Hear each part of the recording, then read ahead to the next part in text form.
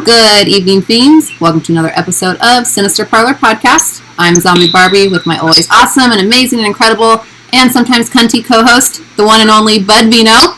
Oh, Rhiannon Nicole, you are right. I can be cunty at times. She knows that. She knows me. I can be very emotional and cunty. But tonight, Rhiannon, I'm not cunty. I'm excited. I am fully engorged is what I am, Rhiannon, because we've got three guys. They sound like a sexy 1950s boy band. Big Ken Arnold and the fabulous Dan DeLuca, Dan Franko, Ken Arnold. They've done several things, but they're here to talk about all of them. And the Night Watchmen. Let's go kill some dead people. How you boys doing tonight? Yeah, we're doing good. We're doing good. Doing great. Thank you. I gotta say, I love that word. Yeah. Cunty. That's one of my favorites. Yeah. Well, thank you. And we have to admit, Rhiannon, that was somewhat pre-planned because it started off as a joke. Because we always use that word, like I'll say to her, just on a personal level, I'll say, I'm sorry, Rhiannon, I'm kind of cunty today. So she'll say, you cunt, and she'll say, I'm cunty. So she was joking and said, I was cunty the other day. And so she said she was going to say that, and I said, no, man, actually say that. And it'll run right off. And she's like, and so it turned into an actual real thing. And it worked out well, man. You were perfect, kid. Ooh, cunty just flows so easily. It does, so perfect. Very, very Roy Kent-ish. Yes. Ricky Gervais, he's a big fan of the word. Yeah, hey, it's awesome to have you guys on. It's been a huge build-up, but here we are. We're blamming it tonight. Well, thank you for having us, man. This is awesome. A lot of stuff going on with the three Night Watchmen you see here, and the other Night Watchmen out there in the world. We got a lot of stuff that's happening, so it's been fun. Fun and busy, crazy busy, which is good. Mm-hmm. Yeah, man. And DeLuca's got a weaker signal tonight, but we're happy to have you on, buddy. Yeah, I don't know what the deal is. I had to jump through the phone, so here I am on my phone. And it's an Android, so if it fails, I blame Ken Arnold. Well, I was going to say, isn't that what we do anyway? That's kind of like the default, blame Ken? I think that's it. Yes. They all agree. Everybody blames me for everything. I'm the one who got them all into the Night Watchmen and comedy of horrors, and it's my fault. I did it. We're going to get into that crazy stuff too. And I want to thank you guys. And to you, Ken, thank you. I have a whole upgraded setup. And I feel so good tonight. I feel reborn. And so we're here with you guys. And again, what better way to upgrade than with some of the best in the business, baby? So yeah, the Night Watchmen, what a flick, man. You guys are awesome. Seriously, that's a genuinely funny, entertaining, kick-ass flick. You guys are awesome. I love that movie so much. I've seen it so many times. So many times. Thank you. I am talking, but I can't hear what you're saying down there, bud. Yeah. Oh, can you? How about now? Franko. Yep.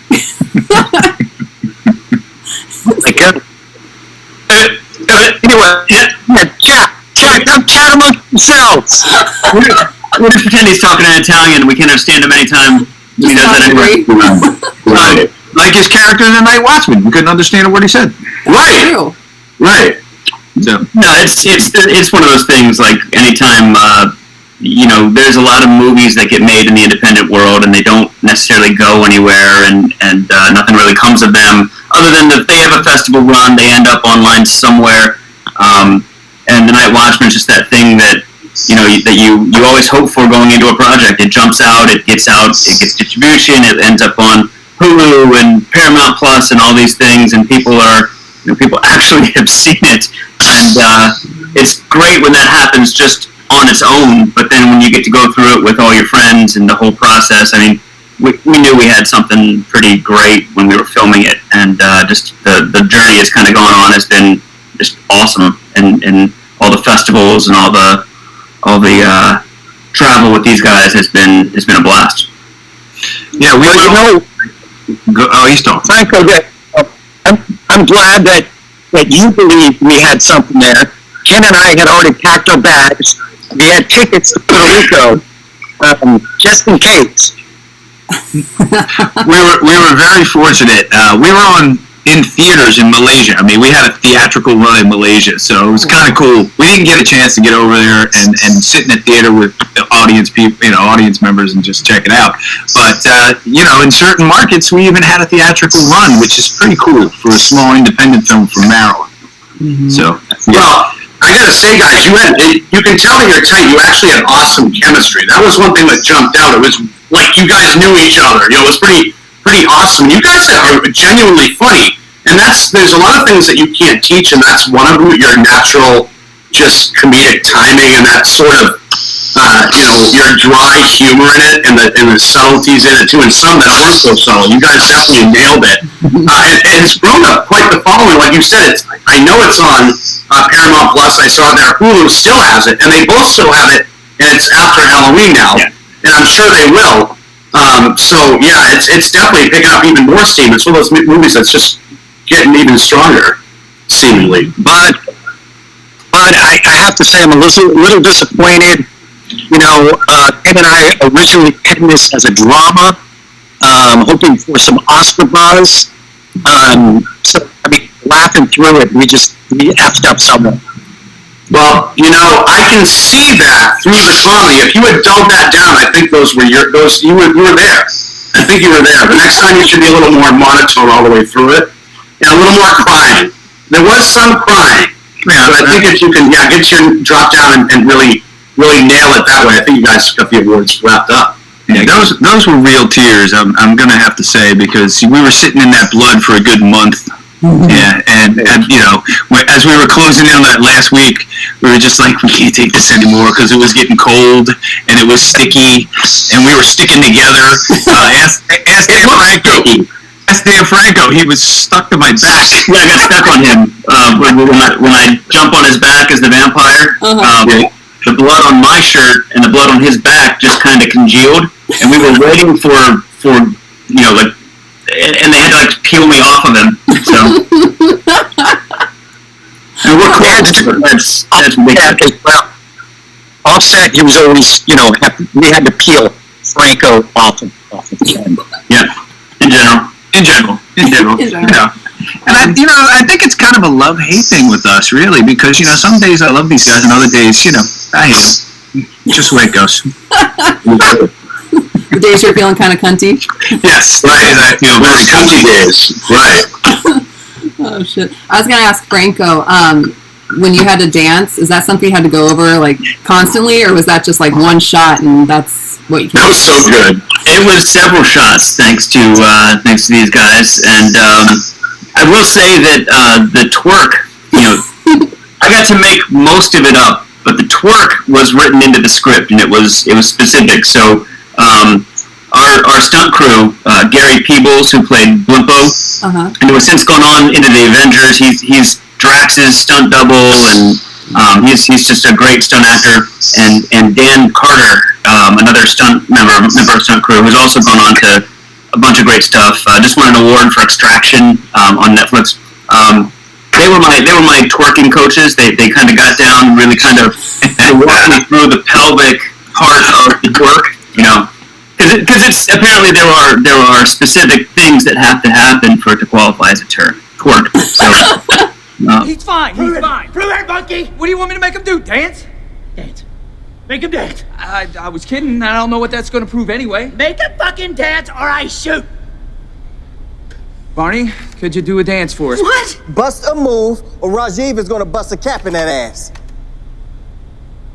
Okay.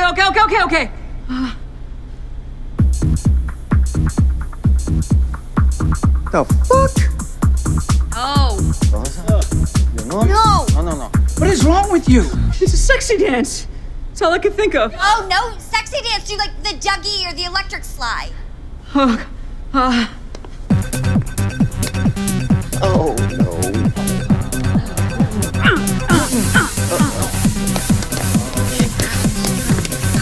I have seen some horrible things today, my friends, but these by far is the worst. What the fuck is that? Some Irish folk dance or something? Oh, I fucking knew it! but I will say that when we were rehearsing it on the sexy dance part, they only let my hands get up to about here before Ken cut me off. And when we rolled cameras, he never cut me off. So it's like, okay, we're going to go all in here. I'm going to get my hands up into my hair and close my eyes, and it's like, okay, if you're not going to cut me off, I'm going to do this. So. Were you dying? Well, you nailed it. Yes, he did. He nailed it. Yeah. Well, you talk about how close we all are. That was the hardest part of the scene, was that these assholes on the other side of the camera staring at you while you're being that ridiculous and trying not to laugh while they're laughing their asses off. So I was thinking that would be a huge issue for me. And it'd be funny, then you'd have kicking me out because I wouldn't be able to stop. And when the director said action, and I was the one who was going to end Dan, cue him to stop dancing because I had a line to throw in. I just kind of, he started going, and I just turned around and I was talking to people. I was like, yeah, so can you get me a cup of coffee? Yeah, give me a cup of coffee. Yeah, all right, yeah. Yeah, I was ready for that though. I had a feeling he was going to mess with it. I knew they were going to mess with me, so I was kind of coming into it ready for whatever came my way. That's awesome. My favorite part of that scene, though, Dan, is when you got the wire up and they threw you. Tiffany Shepis threw you, and then you came flying in the rehearsal and you kicked me in the face. I did. Yeah, when you kneed me in the face, that was fun. Oh, nice. Did you break anything, kid? Did you break his nose or anything? That was awesome. It was so real. Well, it wasn't a rehearsal. It was an actual take. It was a take. Yeah, it was an actual take. So good. Yeah, and I think that might have been the one that they used because it looked so good. They yanked it a little too much, and I knew leaving the floor. I was like, oh, I'm not going to hit that mat. And Ken said the same thing. He's like, he's going to go right over the mat. So he just stepped in my way, and then... Holy shit. And I caught him. You hear about that a lot in movies. Yeah. They probably did use that. Yeah, I caught him with my face. Wait. I stepped as far away as I could. You were running. Smart. Typical DeLuca. Yeah, he was smart. Hey, quickly, too, I know there was somebody that wants to say hi to you. I talked to Jaimie Nash a few days ago. Professor / Jaimie Nash. I said, hey, I feel like a real ass because as I'm watching the Night Watchmen. See, you guys have all done so much, and Jamie's written a lot, too. It comes up, Jaimie Nash, writer of Night Watchmen. So I feel real small, so I went to Jaimie. I said, don't think I forgot about you. Like I said, I'm just an asshole. I said, you're more than welcome to come on, he said. And I'm going to paraphrase here because he actually said, no, another time, because and he's got stuff he's doing, and he said there's plenty of, I want them to get the airtime too. But I'm paraphrasing. What he actually said was, I'll get no time in with those fucking air breathers, those hot air breathers, and I fucking don't want to go on with those fucking assholes. So, for you, but I had enough the fucking first time. So, no, but I told Jaimie we'd give him a shout out, and he was laughing the whole way, and he's excited to watch the show. So, Jaimie, we love you, man.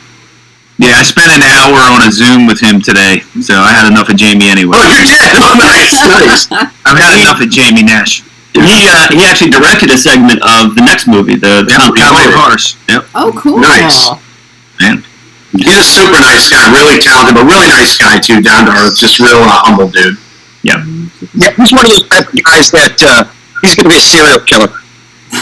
Right. Probably gonna be. Professor / Professor / Jaimie Nash. He looks very handsome and clean cut. He does look that way. He's very, seems very regimented. Freakily so, but really, really organized. Maybe I'm wrong about that. It's the normal ones that are serial killers. Yeah, or he's really messy. Well, it's one or the other. I don't think Jamie's normal. So, yeah.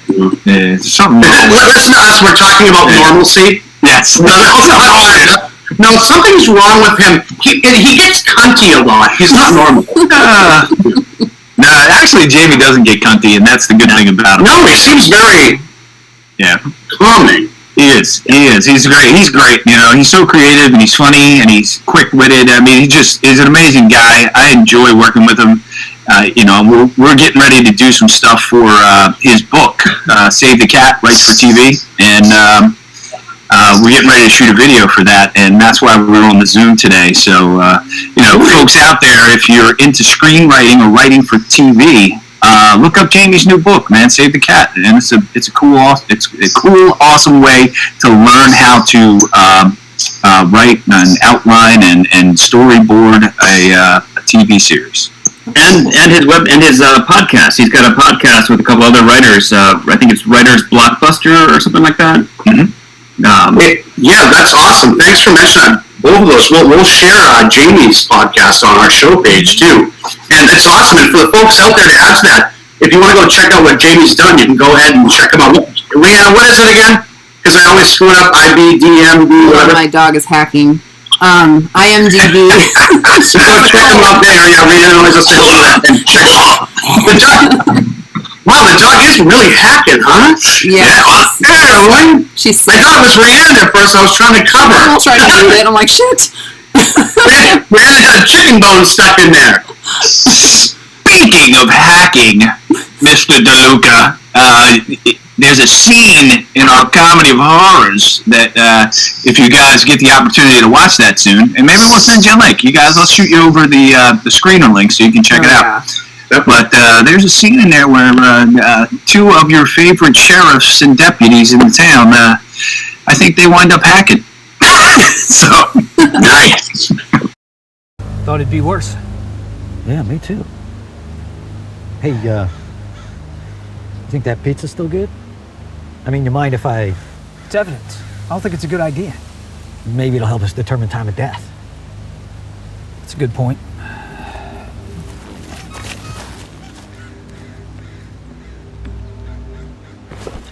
All right, pepperoni.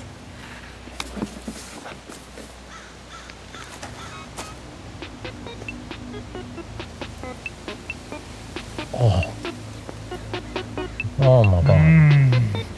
I can't really determine time of death, but Oh, that's good. he's not rotting yet, right? No.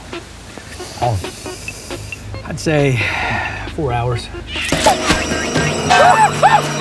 Yes, that was not my mom's favorite part of the screening. Not my mom's either. My mom hated it, but whatever.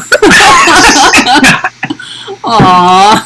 We've done our job then. Work well done if our moms hated it. Right. True. That's what we're... If your mom was like, I really enjoyed that, you're like, oh, man. man. Mm-hmm. Nope, not what I was going for. No, she loved it all except for the puke. Yeah. She had a blast. Yeah, that was the great part about Orlando. My mom lives there, so she was able to come down to our screening last week. So that was really, really cool. Oh, nice. Was she offended as well? No, not at all. Yeah, That's good. That's His good. mom's But I got- cool. Yeah. You know what's funny thing is? You know what the funny thing is, Dan? My mom lives in Orlando, and she didn't show up. Whoa, now you know you're doing something right. It reminds me of 1982. I heard the story about Mr. T when he played Clubber Lang. His mother went to the premiere with him, and she like walked out and was living with him because she said, "How could you be so mean and rude?" He was so convincing. His mom hit him and left the theater. He's like, "Mom, I'm acting." So you know you did something right. Yes. All right, I'm going to step away for 1 second. You guys keep rolling because I'm getting another beer. Oh, shit. Oh, good. I told him to get sauced up. I thought that he was getting ready to go shit his pants because he told us to let you. When it's over. And he wears the pants usually. Right. Well, I figured that. Franko, I was, here he's back. He's back. Hey, how you doing, buddy? You all cleaned up? Oh, pop goes the weasel. He's right around. Rihanna, I told him that. He said, when we drink, I said, get sauced up. Rihanna and I like to take advantage of you over there. I'm easy. See, Rihanna, with the show we did, I said, I'm easy. Rihanna, Johnny Mondu knows I'm a slut, my friend John. Yeah. And I gotta thank Johnny Rihanna because Arnold told me, he said, I want you to do this for the upgrades and this and that. So I mentioned, I wasn't even dry begging with my friend John. I was just mentioning what Ken said I needed. The fucking guy, I'm not even done a sentence, he's ordering the shit to send to me. So, he's just a really good friend. So I want to thank Johnny because it was just so nice. I didn't expect it at all. I'm like, I was going to get it. And he ended up just, as I'm mentioning it, because Johnny's into computers and stuff too, so he knew exactly what I needed. And sent it right over. So I love you, John. Thank you. And you know Randy's very supportive of the show. I've known John for about 40 years. And he really helped with the show. So thank you, Johnny. We all love you. Thank you, John. So, with the Night Watchmen, I do want to get back to comedy of horrors, but with the Night Watchmen, was a lot of the, interaction between you guys, was it improv, or did you write all of the banter back and forth? Good question. DeLuca. So there was quite a bit of both. You know, we wrote a lot of the banter, and then we ad-libbed as well. But there's some things that had to be said in order to move the scene forward, in order to foreshadow what was going down the line. Yeah, everybody added their little bit themselves. You know, their little bit of genius themselves. And that's one of the things as a writer, when you write something, you're always hoping for a really good actor to make what you write better. And I think all the actors on that set did that. They made what me and Jamie and Ken put down better than what we had actually. So, but that's just, we like to work where you have the freedom to allow the actor to bring something to it. You know, there are some directors out there that, want to do word for word, and I totally understand that. I'm not that great of a writer that I would expect somebody to do word for word. If it sounds better the way they say it, God bless. Let them do it that way. We did have, some scenes that even though they ended, they never really ended. We just kept going and going with the banter. Right. So there's that type of thing as well. Cool. Hell yeah. That's awesome. Well, I think that's where you have the best results, when you have a writer with that mentality and then an actor that can kind of bring those words to life. And sometimes, I would imagine, too, there's actors that can bring the words to life, as you said, DeLuca, that maybe in ways you weren't expecting. You said, well, I like that even better than the way I visualize it. So you have the self-confidence to say, hey, I'm okay with that. I like that better, too. So let's roll it and give these guys the freedom to flex their, to test their chops, you know what I mean? Show their range. That's awesome. Mm-hmm. Absolutely. And, again, in reality, we feel that as our own work. So we look better for it. Right, you look genius. It was all you. You wrote it. We're coming out good. Look good. Yeah, DeLuca's been riding our coattails for years. We make him look good. So, anyway, and to add on to what Dan was saying, that we did ad-lib and we threw things in there, but improv is not just about the words that you speak, or the words you add. It can be a look, it can be a physical action, it can be, and we had the freedom to do that throughout the shoot. And a lot of the looks that we gave each other are looks that we give each other on a daily basis when we're interacting with each other. We're like, really? You're going to say that right now? That kind of a look. But things like that just added so much. It added layers and detail to what we were doing, and it separates us from, a moderately acted film, so to speak. You know what I mean? It adds so much to it. Mm-hmm. I think in what you're saying too, Ken, when I was thinking of it, I think that's why it works so well. The timing is so perfect because it's not fabricated. That's the way you guys deal with each other. So that's those little things too that aren't so little that makes it work. Where that delay is natural, or lack of delay is natural. That's one of the things that a lot of the reviews that have come out through, we've been out for 4 years now, and a lot of them call out just the chemistry that it's clear that these guys get along and know each other and work and like each other, because it just comes through. Mm-hmm. We've been working together for 20 years-ish across Dan, Ken, Kevin Jiggets, me, Oh, wow. Well, the other thing, you're not acting funny. You guys are genuinely funny. And again, that's something you can't teach. Like, no matter what the words are, you guys are genuinely having fun, and you're funny people. I mean, even just you know you guys. What's fun to you? Clown? You know who is it? Jiggets. He's not funny at all. That Jiggets guy. Oh, man. He's terrible. He's terrible. He's the worst black guy ever. I'm telling you. We gotta get him on, too. He was great. He is great. Yeah, we love Kevin, and he's out in LA now, and he's doing his thing out there, and we miss him, and we love him. We wish he was back here on the East Coast with us, but he's got to follow his path, man. He's got to do his thing. So, yeah. I love Austria, and I couldn't wait to get rid of him, for God's sake. That's right. We were in Austria earlier this year with Jiggets for a month. And he was a little bit cunty. See, that word is so beautiful, isn't it? It works so well. I forgot you guys were in Austria. Yeah, it was a little bit cunty, but you know. Well, speaking of cunty, Matt Servito, he's going to play Asian Harris in The Sopranos, so that's where we get the cunty word from Paulie Walnuts. That's where I originally got it. When he tells Crispin not to be cunty. That was a hell of a segue, though, man. Speaking of cunty, Matt Servito. Yeah, I bring up Matt Servito. Well, I don't know him, but so you guys do, and you guys all bust each other's balls, which is great. But I thought of The Sopranos, so I thought of Matt. Yeah, what you say? Was that? I said he's not cunty. He's super cunty. Asian Harris is super cunty. And you know, we can sit here all day, guys, and we can talk about Matt Servito, because I guarantee you he's not watching this. Yeah. For him, the U has the umlaut, like Uber, you know, so it's Kunti. Oh, okay. Matt, we love Matt as well. We love working with Matt. He's hilarious as well. So we have a great time with all the people and Matt, of course, is in the Night Watchmen. He plays Willie the janitor. And, you know, he gets the eye patch, and one scene it's on this side, and the next scene it's over here. I mean, just little things, that little stuff, you know, that's... You might not miss, maybe you might catch it, you might not. Well, shit, I've seen it like 30 times, so you always catch something more each time you watch it. There's a lot going on.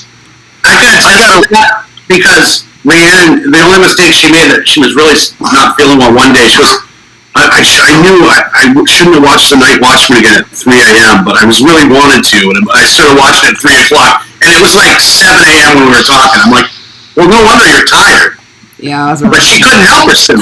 She was compelled at 3 a.m. to watch that movie. Mm-hmm. I'll say, not to toot our own horn or whatever, but toot away, Dan. Toot away. Toot, buddy. We've seen this movie probably 30, 40 times with all the festivals that we've gone to, and I just during COVID, my son turned 16, so that was the age that we kind of said, okay, now you can watch Game of Thrones. Okay, now you can watch The Night Watchmen, and watching it again. I'm still laughing at it. Like I've seen it 40 times, and I'm still laughing at the jokes. So when that blood comes out of his forehead, I die. Well, it's definitely one of those movies you can watch multiple times, and I would encourage people to watch it multiple times because it's one of those ones you'll catch different things that you missed the first time around for sure. Yeah, it's definitely a fun one. There's a guy out there named Sam Fowler. I want to give a shout out to you guys too. He's a huge fan of The Night Watchmen and shares a lot of you guys' stuff all the time too. And he's a big fan. He wanted me to tell Ken that he has a Cal Ripken Jr. baseball rookie card that he has, and so he said Ken will dig that. So I said I'll let him know. Really? Will he dig that? Yeah, I will dig that. So actually, I saw Cal about a month ago. I was at the Cal Ripken Foundation fundraiser, and I got to talk to him. We were talking about when I was played with the Orioles. He's a shortstop. I was a shortstop. And, we have a lot in common. And we both played for the Orioles. And, that's how a bitch wouldn't take a day off.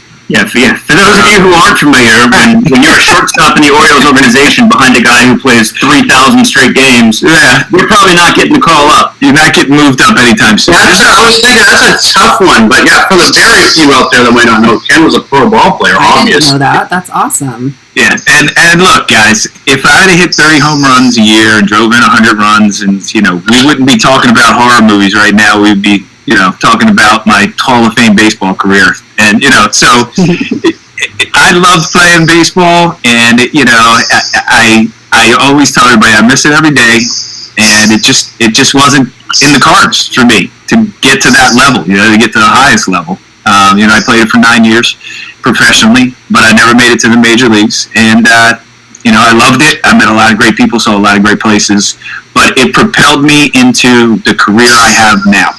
And I met my wife playing baseball.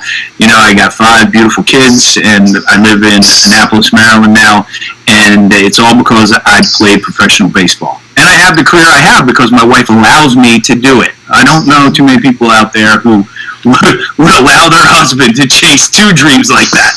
Right. Well, Shay, you're fortunate. I think there's a couple things. Number one, you brought up a good point, because I always tell people that too in life.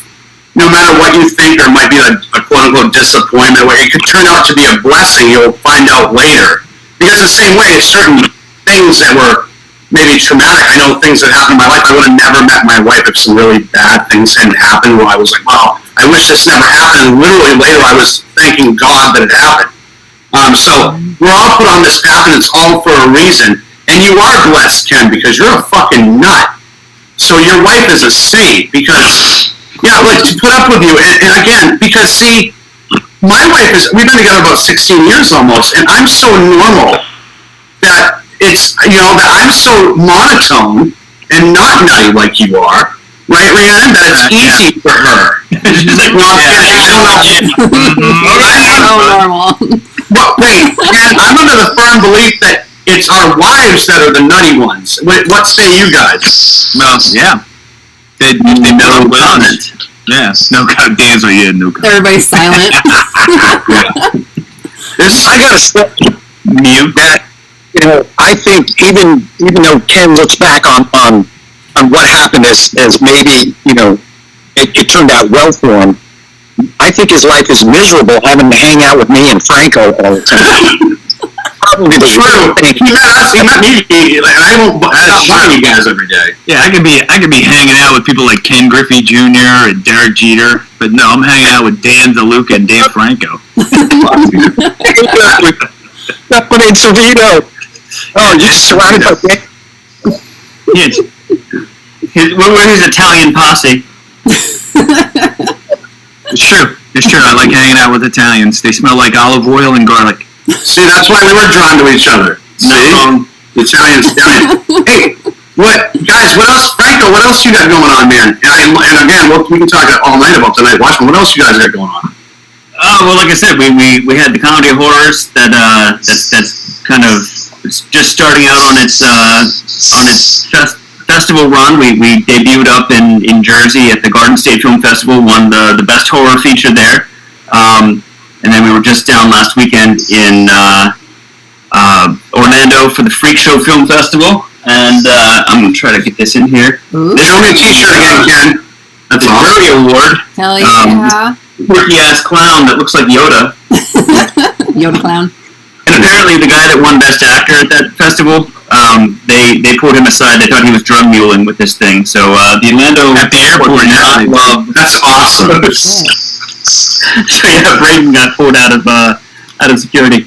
But so that's going around. And Ken, I think there's I don't know if you want to share news. I don't know. Are we sharing? Time out. Are we sharing? Yeah, we just got picked up by Bloodhouse, which is a division of Glass House Distribution out of LA for Comedy of Horrors. So we're crafting our release strategy now. So you're going to see it all over the place on SVOD, subscription VOD services. You'll be able to get it on demand.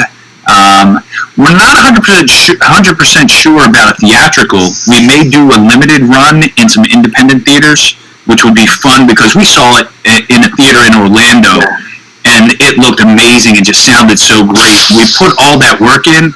I think people just need to see it in a theater as well because the surround sound was so cool. It's just good. And you don't get that sometimes when you're watching it on your computer, or a lot of times, most times you don't get that. Right. Because you can feel it. Yeah, but the things that we put into it, the surround, the great work done at Studio Unknown up here in Baltimore. I mean, it did such a great job with the sound, and it's such a huge part of any horror film, comedy horror or regular horror. It's just such a huge part, and to experience that in the theater is just amazing. Did you all three write it together, or who's the writers on Comedy of Horrors? Those two? There's a bunch of writers, actually. Ken and I did the first short that's in there called Welcome to Clowntown, and then we did the interstitial and wrapped everything around together. But then Bud George was one of the writers. Then we had Nick Tucker that wrote another one, and then Matt Cerruto wrote the final one. Taylor Hamilton was with Nick Tucker on. Yes, Taylor Hamilton. And Matt Cervito's story, Dan and I helped him develop that story. So we sat on his deck at the beach in New Jersey at the shore, and we crafted that idea, and then Matt took the ball and he ran with it, and he fleshed it out. So I think you're gonna say we sat on his deck. That's not what it is. What? Where is your mind? I know. Thank you, Rhiannon. Because I'm like, am I fucked? Am I just that fucking weird and perverted that that's what I heard? And no one reacted, which made it even funnier to me. Thank you, Rhiannon. I realized pretty quickly. Wouldn't be the first time when we sat on his deck. I'm thinking, well, we all draw inspiration from somewhere, I guess. I mean, hey, whatever comes up. Oh, fuck. Jesus Christ. What you say? Talk about romance by the beach, my God. I know. Oh, man. Is what it is, you know. Hey. When you find inspiration, you find inspiration, I guess. You gotta just run with it. Hey, I respect that. Yeah, it's just staying true to your craft at all costs. Good job. I got one thing to say to Dan, and Matt, if he was here. I can't quit you.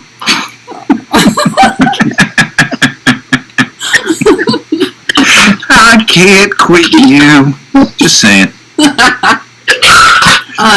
Franko, so I do want to talk about the short film that you did. Oh, sure, yeah. Yeah, good, Rhiannon, thanks. I had a short film that unfortunately Jeff Bezos and his people at Amazon kicked off of Amazon Prime. So if for all of you that hate Amazon, you should watch it on YouTube because damn him. It's called the Recursion Theorem, and it's almost like a lost episode of the Twilight Zone. It's a very Twilight Zone shining Hitchcock black and white film noir. It's one of those ones where it's just me for 20 minutes. So that's either a plus for me or a negative for whoever's watching it. And but no, it's a really really proud of that piece. It's a lot of fun. It's a great I guess it's Noir-vember, so film noir, and it's on YouTube. You can find it on the Recursion Theorem movie, and it'll come up in the search. Did you shoot that before the Night Watchmen? I did. Yeah, that was like September of 2014, and then we went straight into the Night Watchmen in 2015. Yeah, it's because I remember watching it and then going, oh, Franko can really act, so we should put him in our movie. Aw, see, that's awesome. Well, it's funny. You know he could act before that. He can really act. We should make him dance. Well, when I first watched the Night Watchmen too, yeah, well, as you guys know, we do a lot of movie reviews, tip everything. And I was like, when I first watched it, I'm like, these fuckers can actually really act. These guys are good. And I messaged Ken, I said, I'm actually embarrassed I didn't watch it before now. You guys are really fucking good. It's really funny. Mm-hmm. Yeah, Cara Louise carried that movie. Sorry to everybody else. They suck. Well, she's out of LA because that makes her better. She is killing it right now. She popped up on American Crime Story Impeachment. She played Miranda Lambert's mother. Did you know Miranda Lambert's the country singer? Her mother and father were like private investigators going after the Clinton Whitewater thing. Oh. Yeah, so no, I didn't know that. She played that, and then she's on a new show. I just saw her post today. She's on a new show on HBO Max coming out today. So yep. Well, look at that brain on Dan. Thank you, man. You learn something new every day. Yep, Cara Louise was fantastic in that role. We had Rain Pryor in the movie as well. Max Wilbur played Rajiv. He was, he did an excellent job. James Remar, yeah. We had James Remar. So, I was just telling these guys, I posted it on Facebook. I was watching the movies that made us on Netflix. Yep. And James Remar was the original Hicks in Aliens, and apparently he got heroin busted, and they had to bring in Michael Biehn to replace him. Oh shit. Yeah. And apparently there's some scenes they shot and then struck the set, so Remar's actually in the shots in like silhouette, like they used shots that didn't show his face. So he's actually in the movie as Hicks. Dang. Yes. Wow, that's cool. That's super cool. Yeah, but the funniest thing is, and DeLuca knows this, we were just sitting around talking, and Remar was telling stories, and he'd start the stories, he'd be like, well, yeah, there was this one time I got stopped at the airport for heroin. Nonchalant. Yeah, it's an everyday thing. It was like every story he started like that. We were just like looking at each other like, what the fuck?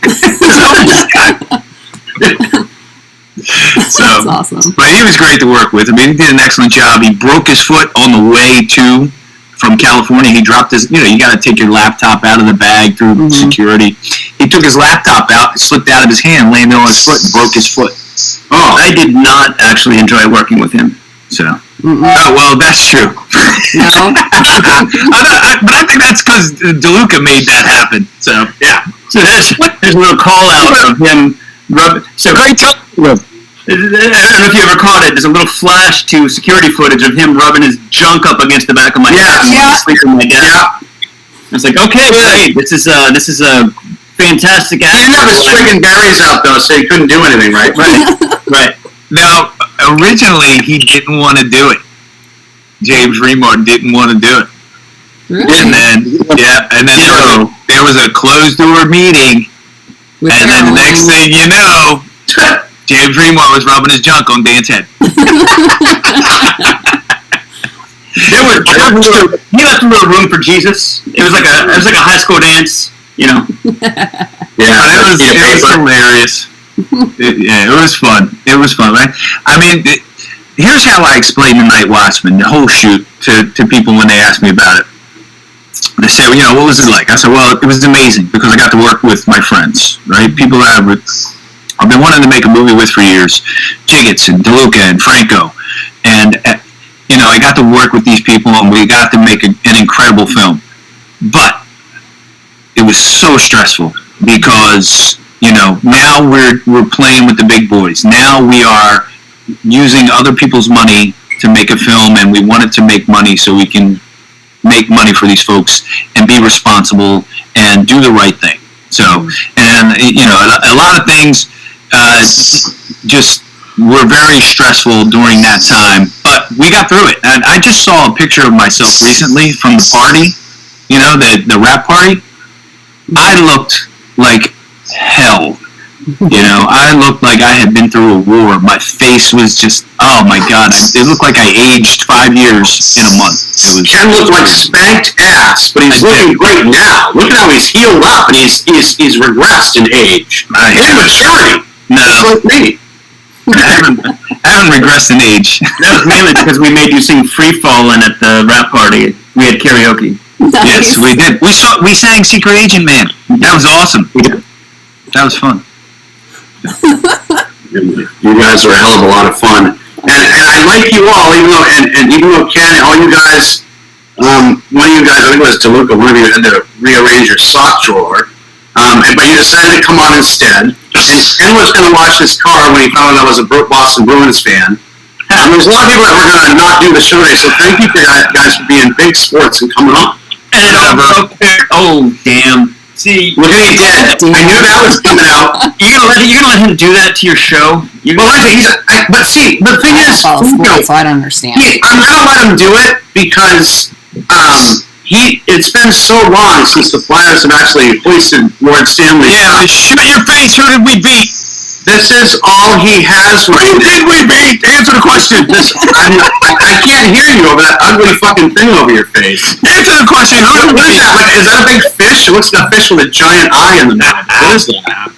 Flopping fish. That's all right. We're winning the cup this year, man. Well, we'll see. Well, Ken was busting my balls last night about the Bruins, man. He's like, the Bruins suck. And Rhiannon's like, see how professional it is? She has no idea what I'm talking about, but she's going to look good. He told me the Bruins suck, and Patrice Bergeron, the captain of the Bruins, went out and scored 4 fucking goals just to shut Ken up. I felt so proud. Can I say something? Please. Nobody cares that he scored 4 goals. Nobody. Yes. Nobody on the planet. Well, not in your neck of the woods, but you guys, again, you'll learn someday. We'll get you there. We'll bring you to the light. We'll walk you toward the light. No. The gleam off the Stanley Cup. Look, I got to deal with freaking Franko. Look, over here. I got a freaking banner on my wall because I lost a bet to him. and I got a Capitals thing on my wall next to my Eagles banner because I lost the bet to him. What was the bet? My Cubs. Well, that's the Capitals Stanley Cup banner. So I bet them they wouldn't win the Stanley Cup, and they did. And now they did. Banners on. So that was a great team, and Ovechkin's off to a fiery start this year. I told you guys we're going to do a sports show together at some point. We got to get together at the bus bowl. I share this with you, and I was already wearing this shirt when we started having the conversation before the show. This is a hockey team I played on a couple of seasons back, and it's called. Our team was the Butchers. I don't know if you can tell. It's Bill the Butcher from Gangs in New York. Oh, nice! That was the crest of our jerseys. They were fantastic. That's awesome. Yeah, see, some kinship. I played high school and college hockey, and I'm a huge hockey fan, so we're definitely going to have further conversations about that. I play old guy beer league pickup hockey, like late at night. Is the best. Yeah. Midnight, you guys we bring in a giant cooler filled with brew. Everybody's telling stories, and then after the game, talking about the plays you had and missed, and everybody's having fun. That's the best time in the world, man. Under the moonlight, drinking beers, shooting shit. Parking lot beers. Well, whatever your preference is. Yeah, our rink won't let us do it in the locker room, so we're out. Oh yeah. See, back in the day we could. Yeah. It's been a while. It's a USA Hockey bylaw now, I think. Oh, that's too bad. Yeah. So times are changing. What back in the good old days when you could get wasted in the locker room and hobble home, or whatever happened to that? Yeah, well, I don't know. But here's what I do have to say, bud. Are you ready? Yes. Our Bruins suck. They do. That's all I got to say. Something, Ken. Rihanna, can we have a different show? Can we talk elsewhere? Because we're not talking about Dragon. Right, we're talking about. What? I'll get another beer. You guys talk, and then when I come back, we'll talk about more sports. Yeah. Cool. Keep the cameras rolling, Franko. I'm going to refill this, and I'll be right back. All right, DeLuca, now's your chance, man. Yeah, DeLuca, I'm glad you're still on. He's like, Jesus Christ, he's been a good sport. His camera's working well, and he hasn't even been talking much because. Now's your chance. You know, let's talk a little bit about Purgatory, because Dan didn't go with us over to Austria. We couldn't afford to take, all of our friends over to Austria. We could only afford to take a certain amount. Yeah. But we shot a movie over in Austria earlier this year, a horror western, actually. I'm going to put the poster up right now, if that's okay. I'm going to put the poster up. So that's the poster we used to raise money that was in our pitch deck. A Town Called Purgatory. That's cool. Directed by Matt Servito, starring Dan DeLuca, Ken Arnold, Matt Servito, and Kevin Jiggets. And we hired some really incredible actors over in Austria to fill out the cast, and it was again super fun because I'm working with my friends. We're in Austria, we're working over there, but it was also stressful because they were under a hard lockdown because of COVID, and again, we're using other people's money and we have to be responsible, and all that stuff as a producer, you got to deal with. So and we were dealing with that as well.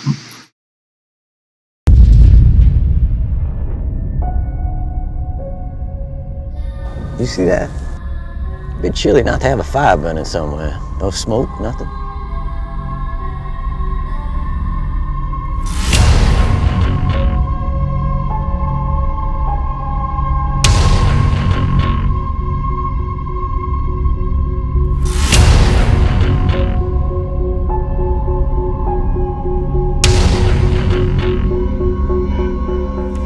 Think them was coyotes? No, that was big. Real big.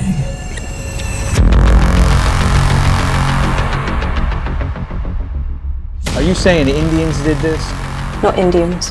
One Indian.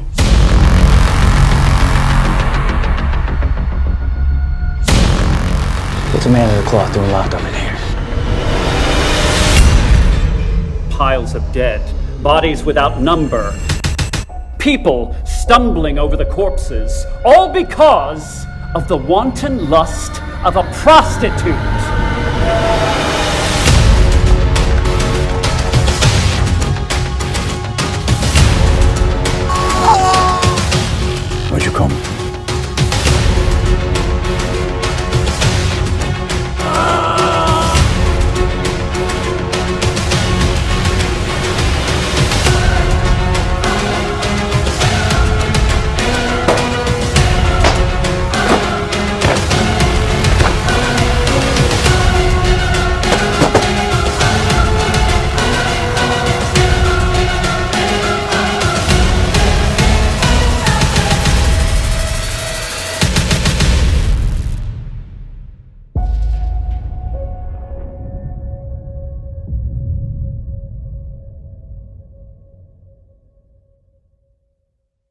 What made you choose to go to Austria, like to film over there instead of here?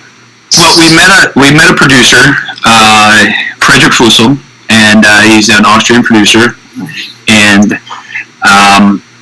he said that he could get us a lot of things on the cheap over there to shoot in Austria, and the things that made it viable for us was that we didn't have to pay COVID costs, which is great. If we'd have shot here in the United States, we would have had to pay about 20% of our budget for that. So we went there, we got things, not as expensive as they would have been here, and all of the COVID stuff was taken care of by the Austrian government. We didn't have to worry about paying for any of that, and we were able to get the movie done at a reasonable cost. That's awesome. Yeah. And we had a great location, Dan. Didn't we have a great location? It was amazing. Yeah, it was amazing. It was used to be an old kind of amusement park, but it was a restaurant-themed amusement park, and closed down like 11 years prior or something like that. But it was really, really one of the better kind of Western towns that I've actually seen. The thought was to do it stateside until Frederick mentioned that you have this place 20 minutes from his studio, and who doesn't want to go to Austria for a month? So we started in Austria for a month. Aww. Dan didn't get started getting to go, but it was a hard lockdown. We really didn't get to do much. We did get to go to Vienna one day and walk around and see, and it's a beautiful place, and there's incredible architecture and history and all of that in Austria. I just wish we would have had the opportunity to go into restaurants and really absorb the culture and the people and just enjoy it, and we couldn't. And that was the bummer of the whole shoot. Yeah, you get to go over there. That's the whole reason you get to go over there and do this shoot, and you didn't get to enjoy the new environment, the new country, and all of that. But Dan, we were talking when we were at Universal Studios. We were like, it'd be great to shoot in a theme park, but you guys did. You shot in a theme park. We did. That's true. Yeah. One of the things was the food was lacking. Ken and I lived off of cookies and chocolates because the cookies and chocolates are excellent over there. And we didn't get to go out to eat, at a restaurant to really get an idea what the food was like in Austria. I mean, I've eaten German food. I've been to Germany many times, and the food is awesome. And I assumed that the Austrian food was pretty much the same. But our caterer, I think, was trying to save money on salt and pepper. Dude, do you remember the tuna pasta we had that one day? When everybody just like put it to their mouth and like smelled it, and they were like, "Nope, I ain't eating that." and the people who did, it was like a free for all for the restroom. Like, get out of the way! Here they come. My cousin from Italy for a few days to see me while we were there, and after day one, when we went to eat on set, he was like, I can't do this. I can't do this. So he would leave for lunch and dinner, and he would go off, and he would go eat, like he would order a pizza or buy something, and Dan, do you want something? You want me to bring it back something? I'm like, he'll strangle me if you come back here with a pizza. It will kill me. I have to suffer with everybody else. First thing he did when he left and got back to Italy was stopped at a restaurant, sent me pictures of all the food he was eating. That's not cool. He's like jealous. Son of a bitch. It was painful. It was very painful. Yeah. I gotta tell you though, you guys, you fly anywhere, anymore. Like we flew to Austria, and we flew business class. Oh my God. Business class is so amazing. It was just like, what the crap? They bring you everything, man. Really? I was... Wait a second. Yeah, you flew business class. Damn right I did. I'm pretty... DeLuca's like, wait, what the fuck? Frick, yeah, I did. Dan's like, I curled up in a suitcase, son of a bitch. Right. I was in where the pets were. I was right next to two fucking German shepherds. You gotta know how to work the upgrades, DeLuca. You gotta know how to work them, man. You get there early, you get in line, you sit, you wait, you go up, you say, hey, Yeah, I sit on your deck? Yeah, can I sit on your deck? Right, exactly, man. And see, you nailed it. And then you can get the upgrade for pennies on the dollar. And then it depends on where you are, too, Ken, because sometimes Ken will be in the Midwest, so like when a piece of straw in his mouth, one of those pieces of grass. You guys know I was a ball player. It depends on where he is. He has to play to that. I do play to that. So, and business class is amazing. That's all I gotta say. You put your feet up. You get unlimited drinks. The food on Austrian Airlines was amazing. Loved it. Yeah, it was good. So the airplane food was good, and the actual country it sucked. Yeah, exactly. That's what we're getting good with. Good job. Good down version of the country. So. Let me caveat that. They were serving Italian food on the plane. They were. Oh, wow. That is true. You know what's funny is I pictured Dan DeLuca having the accent. And then when you hear him when he doesn't have the accent, because through the whole movie you hear it and it's like, oh, he doesn't have that. Just wait till you see a town called Purgatory. Whole different accent. Really? Well, you guys got the clip. You guys saw the teaser for it. So he starts the teaser. It's funny. It's gonna be good. So definitely. Hey, this has been awesome, guys. It's been a blast. Yeah, this has been a lot of fun. We're doing New Jersey HorrorCon next week, the 12th, November 12th through the 14th, and we actually kick off the festival with a first film on Friday night at 6:30, and they placed us there because they want everybody to. The guy sent me a message. He goes, "We want everybody to have fun at this festival." So we started off with a comedy, a horror comedy, just to get everybody into the mood. So it's good. We're on Friday night. We're the first film of the festival. It's going to be a fun time. We're looking forward to it. New Jersey HorrorCon. It's going to be in Atlantic City at the Showboat Hotel and Casino. Well, actually, just a hotel. It's not a casino anymore. Oh, really? Yeah, it's just a hotel. But, it's still a nice venue. Glad to be there. We're going to be right on the boardwalk, and we're going to be having fun. And we're going to be there for the whole HorrorCon, because HorrorCons are amazing. They're just fun places to be, and people at HorrorCons, they're friendly, they're into it, and it's just fun. It's just a fun weekend. Comedy of Horrors is going to open the New Jersey HorrorCon Film Festival. I mean, we've got such a great, New Jersey's been really, obviously, Ken's from Jersey. I spent a lot of time in Jersey growing up, and between the Garden State Film Festival and New Jersey HorrorCon and Film Festival, between the Night Watchmen and Recursion and Comedy Horrors, they've just been awesome to us. That's awesome. Good. They have been. Awesome. Check them out in Atlantic City, and that's next weekend. Yes. In Dan's. November 12th to the 14th. Or this weekend, depending on when this goes live. Yeah, you run this. Hey, we're going to wrap it up with you guys and let you guys go. We've been going for a little bit now, and it's been awesome. But before we do, is there anything or anybody else that you want to give a shout-out to? We'll start with Mr. Ken Arnold. Yeah, fuck everybody, man. I expected no less, you cunty bastard. Yeah, fuck them, man. Fuck Servito. Fuck everybody, man. Fuck Jacobs. Nobody gives a shit. Fuck right, thank you. Well, wonderful show, Ken, and fuck you too. On behalf of everybody, that's a beautiful. Now, we love you. Fuck off. And now we have good stuff to talk about. I mean, yes, Ken. What do you really want to say?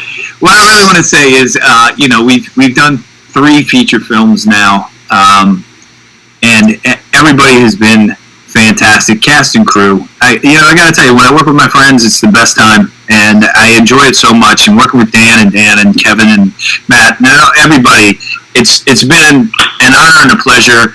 And I think it shows in our work.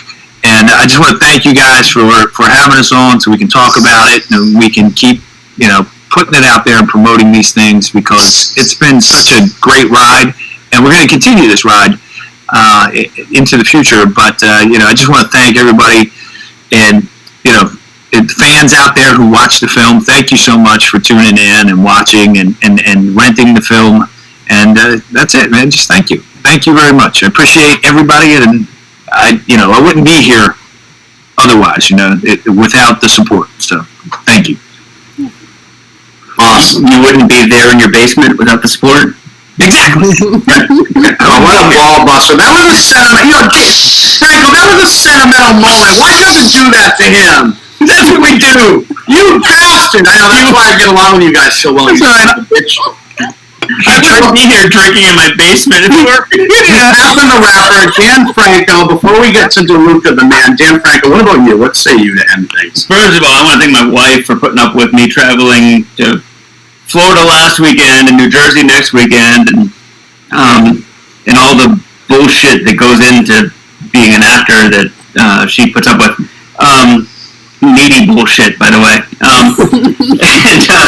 And just the whole, like Ken said, the whole cast of Comedy Horrors, we get to go to all these festivals and kind of be the face, but there's 30, 40 people, Christine, Alexis, Matthew, Bowerman, Jimmy Bellinger, Jill, Donald, just Chris. Michael Paradiso. I'm naming names, and now I'm going to be in trouble because if I don't name them all. Mike Paradiso. All of you, every time we go out and do this, get one of these awards, you're there with us. So, thank you for being on this ride with us. And these two guys for letting me do stupid shit on film. Let's see, there you go, man. Another awesome shout out. And Dan DeLuca, last but obviously certainly not least, what say you, my man? How do you want to say? First, I got to thank, Dan and Ken's wives for sleeping with me. You're welcome. Anytime you want to take her off my hands for good, let me know. Let's see what you guys are. What a family. Go ahead. Dan kind of struck on it. Whenever you do one of these films, you're only as good as the people around you, and it's a team effort no matter what. And without that team, whatever film it's been, the three films I can mention and other stuff we've worked on, those people, they're all important to us. They're all valuable, from the person that does craft services to definitely our PAs that are underpaid and overworked. You guys on set, you make it fun, and we hope you have fun with us when we do this, because that's kind of our number one thing. When Ken and I give an opening speech at one of our films when we're shooting, we're like, if you're not having fun, you're in the wrong place. Just we really want to have fun on these sets. We work hard, we play hard, but we do want to have fun on these sets while we're doing it. So thanks to all the people that support us by helping us out. Definitely our investors. Can't do it without you. Well, we could, but it'd be an iPhone in Ken's basement as well. And we've done well with an iPhone in Ken's basement. For the record, we have. That is true. So I want to thank, definitely the investors out there. You know who you are, and we just owe it to you. And you guys are our friends as well, so that's just kind of a bonus, a plus. Who else? Who do I want to thank? Definitely not the caterer in Austria.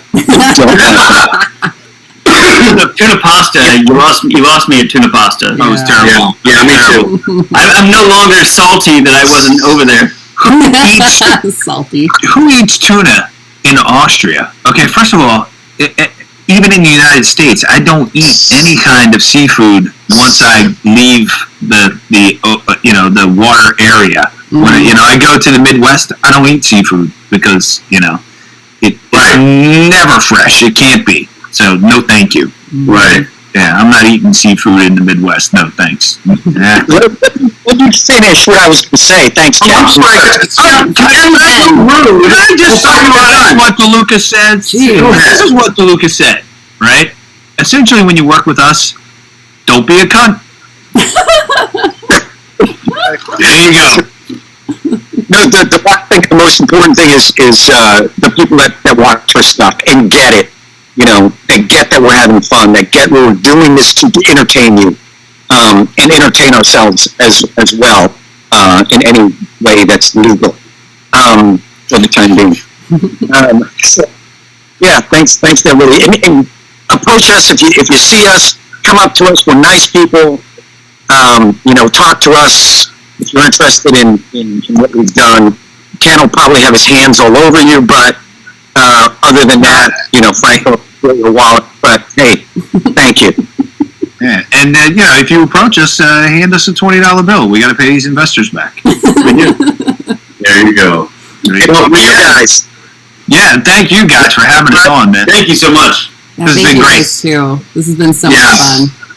Seriously, if I can, Rhiannon, before we go to, I'll concur with Randy. Thank you guys. It's been a real pleasure because getting to know you guys too over the course of this time, the build-up, it's been so seamless, and you guys are so genuine and so awesome and so helpful in wanting to see our show succeed as well. I mean, you guys are just really down to earth, genuinely humble guys. And fuck you. I have to say fuck you because I'm getting too mushy. That's one thing I do. It's a masculine thing. I have to be a little bit of an asshole. So no, but in all seriousness, thank you guys. You guys are top notch. And I want to say too, DeLuca, you were saying, you're only as good as the people that you're with and you work with. That look at this asshole. See, I'm being sweet, and he's being cunty, Rhiannon. Oh no! Drop his ass. I can't help it. I can't. No, I don't blame you. I'm gonna wait. He's gonna show me how to do the Bruins thing. I'll do the same thing. But in seriousness, you're only good as the people that you work with, and that is absolutely true. And every week, and every time we do the show, Rhiannon makes me look so fucking good. Honestly, she's so awesome. I couldn't ask for a better co-host. On the air and off the air, she honestly puts up with my cunty moods and vice versa. And I think that chemistry, you see it because it's very real, just like in you guys' movies. It's very genuine. We love each other. And we love you guys. Thank you for coming on. Everybody out there, go check out the Night Watchmen and the plethora of other things that these three awesome and talented gentlemen have out there because they're all worth the watch, Rhiannon. And also, I want to say thank you to everybody else out there. My wife, you guys mentioned your wives too. I think when you're married to a creative person like they, or at least a nutty person like we are, sometimes I know I sit there and go, wow, Jesus, I don't know how the hell she puts up with me because I'm a fucking nutcase. So I love you, baby, and my wife Allie and my boys. My youngest Mason helped so much with the show too. He's the best, and I wouldn't have been able to get on tonight if it weren't for him. So. And I genuinely mean that. So everybody out there, we love you. Stay safe. Keep tuning in to Sinister Power Podcast. Myself, me, Barbie, Rhiannon, Nicole. Thank you guys again. You guys are the best. Thank you so much. The fucking best. But remember, Rhiannon, everybody out there, have fun. And don't be cunty. Don't be cunty. Or be a little bit cunty. Yeah, you can be cunty at times. That's the right amount of cuntiness. Yes. Right. Yes. You guys are so right. There's a time to be cunty, and there's a time not to be cunty. Mm-hmm. Yeah. Exactly. Yeah, so I just want to thank all three of you guys so much for coming on. This has been so much fun. You guys are awesome. And I mean, you can even see it on air here, just like you can see it in the movies. You guys just get along so great. You guys are awesome. Thank you, Bud, for being the best co-host ever. Even when you're cunty, I still love you. So I thank you so much. Without you, I wouldn't be doing this. So thank you guys. And everybody's looking forward to watching. So we'll let you go. Alrighty. Thank you. We'll talk to you. Thank you. Oh, shit. He's like, this is done. DeLuca was out.